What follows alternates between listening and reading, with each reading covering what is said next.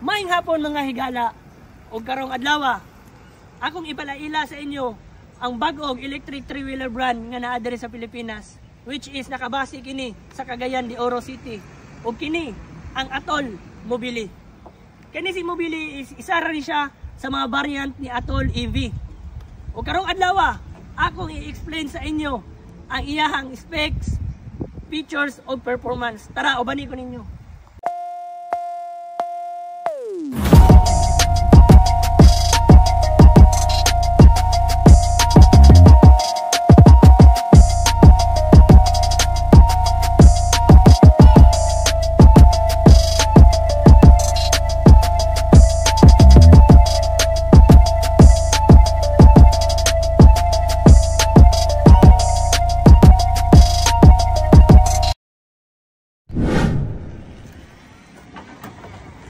Walang nagdaganta, explain ako sa inyo ha. Tara! Alright! So, kani si Mobili is, ang iyahang design kay very sleek and stylish kayo. Kung imong lantawon, glossy siya, and then, well-groomed kaayo gyud ang iyahang appearance. Especially kaning puti, very formal gyud kaayo. Then, when it comes to performance, iyahang payload ani kay 350 kg. Ang iyang certified range ani 110 kilometers, but actually kaya pa na siya mag-exceed up to 140 kilometers kay natay ginatawag nga regenerative braking system sa ato ang unit. Anyways, ato na siyang i-discuss later on kung dito na ta sa padulog. Ang iyang maximum speed ani is 55 kph.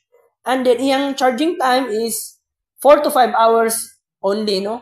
Imagine that, grabe ka dali ma-full charge ang ato ang unit. Ihang portable charger is 1.5 kilowatts sa mga single battery, then sa dual battery is 3 kilowatts. Now, let's go to battery power pack. So, ang battery type nga atong ginagamit sa atong unit is lithium ion na siya. Ang capacity niya is 6.6 kilowatt hour. When it comes to specs naman, ang iyahang seating capacity ani is driver plus tulo ka passenger. Pero kaya pa na siya ug upat kay spacious kaya nga to ang unit man, so kaya pa na siya upat. In iyahang steering system ani handlebar, yang ground clearance is 190 mm. So habog siya. Then ang iyahang wheelbase is 1950 mm. Ang iyahang turning radius is 2.65 meters, no? Imagine nimo na, although lapad ang atong unit, iyahang turning radius is 2.65 meters. Unya, ang iyahang gradability is 21.26%. Grabe. So, di kita ang mabalaka, masigtungason na siya, kay kaya ginato na tungason. Iyang overall length is 2,836 mm. Iyang overall width is 1,390 mm. And then iyang overall height is 1,890 mm. Ang ato ang gross vehicle weight is 766 kg kaning single battery nato. And then ang atong dual battery is 818 kg. Atong ligid is 12 ang iyahang gilapdon. Now let's go to motor. So ang ato ang type sa ato ang motor is AC synchronous motor na siya. Iyang power peak is 9.92 kW at 4,500 RPM, and then iyang torque peak is 44.32 Nm at 2,500 RPM. Okay, sa brake system na punta, ang iyahang front and rear is hydraulic na siya. Then sa suspension system, ang iyang front is fork type with double helical compression coil, spring telescopic shock absorber. Ang iyang rear kay trailing arm, helical compression with coil spring telescopic shock absorber na po. Then, when it comes to technology, ang iyang battery thermal management system is active intelligence cooling na ta. Tapos, katong ganiya, itong regenerative braking system, very efficient energy recovery. Then kanitong unit is na siya vehicle telemetry system, which is Atoll Intelligence AI platform. Then, ang ato ang English protection is very higher. 67 rated components, no? from motor, charger, battery, and all connectors.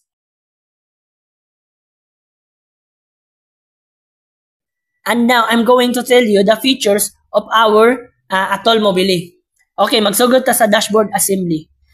As you observe, no, sa ato ang dashboard, very premium kaayo ang design sa atong dashboard, no? Premium texture na jud siya.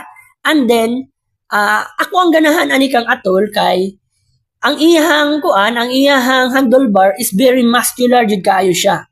Tapos, dagko ang iyang glove boxes, naa na pod tay glove boxes nga naay with key-lock, no? So actually, duha ang ato ang glove boxes, which is katong glove box 1 nato nga open and then spacious, and then katong glove box 2 nato nga naa na siya with key-lock. Then naa pod tay butanganan sa ato ang newspaper diha. So ang benefit ani kay tension free. Tension free kay safety good ang atong pag-store sa ato ang mga documents o other valuable items during sa ato ang pag-drive. Okay. So next ang ato ang driver operated controls. So ang driver operated controls ni Mobile is very smooth and hassle-free. Ra kaayo gyud sa pag-access sa ato ang mga switches. Unya, user-friendly jud kaayo ang pagka-layout sa ato ang mga control switches, which is dali ra kayo nato ma-memorize. So no need to worry kung baguhan pa ka sa pag-maneuver ani ato ang unit. Tapos ang atong colorful instrument cluster. So kani atong colorful instrument cluster is first in segment na ni siya.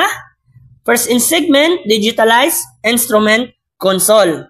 Ang advantage ani is very precise kayo ang indication para ma-define ang ato ang parameters o signals. Tapos ang ato ang colorful instrument cluster kay static jud kaayo.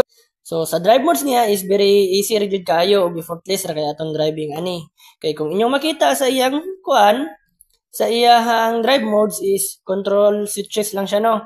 So neutral, drive, reverse. So kung gusto na kamo dagan, so kag drive, i-switch lang na nimo sa drive and then kumot ka sa throttle. So dagan na ang ato ang unit. So kung matras pag ka, switch nimo dito sa reverse, then matras na pa nimo hang unit, kumoto nang nimo ang throttle. So ang advantage ani is feather touch ra kayo ang ato ang control switches sa ato ang drive modes. Sa inspection space pod nato kay very easy ra jud kayo, no, ang pag-access sa ato ang powertrain during diagnostics, no. Spacious kaayo. So walay hassle ba ini na atay i-troubleshoot or mag-replace ta og mga parts sa ato ang unit. Dayon kaning iyang battery pack ventilation is gamit gyud kay ni siya, no, kay maka-enhance maguni siya sa air circulation sa ato ang powertrain which maka-enhance sa ato ang heat dissipation. So minipit ana, no, ma-maintain niya ang kaning temperature, operational temperature sa ato ang powertrain. Ganina ako naman yung nice good ganina, no, ang iyang suspension. So kaniyang front suspension kay dual coil na ni siya. Dual coil spring plus telescopic shock absorber. Then ang advantage ani niya kay smooth yung kayo atong dampening sa mga shocks, sa ato ang shocks o impacts. So ang benefit nato ani kay fatigue free ride na kayo ang ato experience bisan asa man nga dalan, no. So diri na ta sa katong gisgot nako ganina nga regenerative braking. Ako na lang ipakita ang video din. Explain po na ako, no, actual sa video kung unsa din yung regenerative braking. Okay.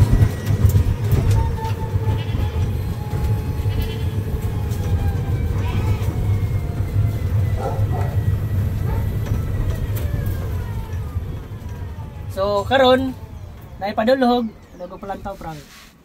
Karon padulhog, akong ipakita sa inyo ang regenerative braking ug unsay purpose ana regenerative braking system.